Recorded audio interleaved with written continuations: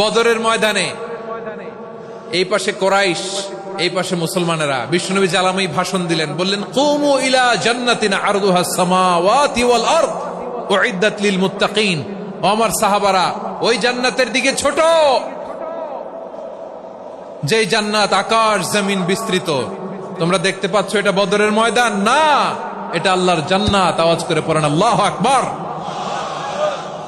বিশ্বনবী বললেন ছোট ওই জান্নাতের দিকে, যে জান্নাতের বিস্তৃতি আকাশ জমিন বিস্তৃত।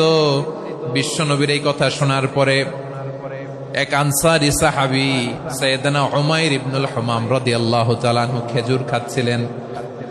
তিনি বিশ্বনবীর দিকে তাকিয়ে কথা শুনছেন আর খেজুর খাচ্ছেন।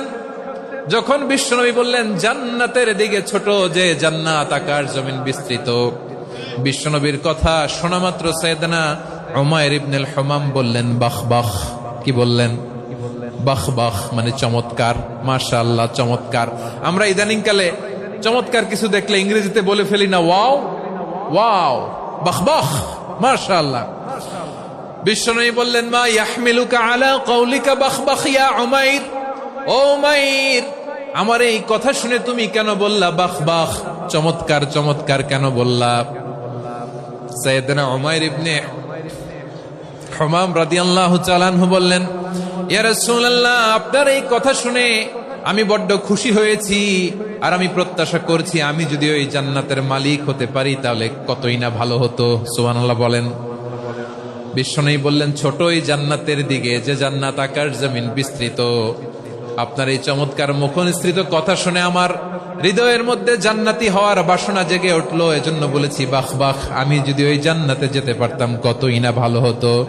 উমাইরের কথা শুনে বিশ্বনবী বললেন ঠিক আছে উমাইর, জান্নাতে ঢোকার জন্য, জান্নাতের অধিবাসী হওয়ার জন্য যেহেতু তোমার এত আকাঙ্ক্ষা, আমি বলে দিলাম আনতা মিন আহলিহা, তুমি আল্লাহর ওই জান্নাতের অধিবাসী হবা।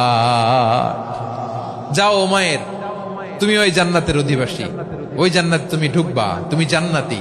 তার মানে সহজ কথায় তুমি জান্নাতি। সুবহানাল্লাহ বলেন।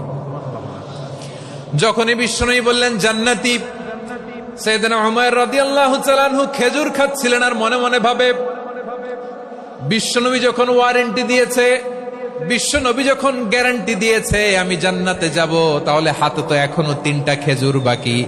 এই 3টা খেজুর যদি খাই তাহলে জান্নাতে ঢুকতে দেরি হয়ে যাবে। সুবহানাল্লাহ পড়েন। হাতে কয়টা খেজুর? 3টা খেজুর। বিশ্বনবী বললেন উমাইর আনতা মিন আহলিহা, তুমি ওই জান্নাতের অধিবাসী, তুমি জান্নাতি।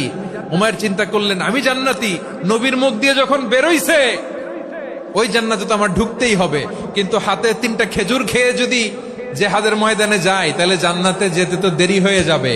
এই চিন্তা আসা মাত্রই খেজুর 3টাকে তিনি ছুঁড়ে মারলেন, তলোয়ার বের করে আল্লাহু আকবার বলে বদরের ময়দানে ঝাঁপিয়ে পড়লেন। আল্লাহর শত্রুদেরকে কচুকাটা করে এক পর্যায়ে শাহাদাতের সুধা পেয়ে নিজেও জান্নাতি হয়ে গেলেন। পড়েন সুবহানাল্লাহ। আমরা দুনিয়ার বুকে আমরা হয়েছি দুনিয়ার পাগল, ক্ষমতার পাগল, সম্পদের পাগল, খ্যাতির পাগল। বিশ্বনবী তার সাহাবাদেরকে বানিয়েছিলেন জান্নাতের পাগল। পড়েন সুবহানাল্লাহ।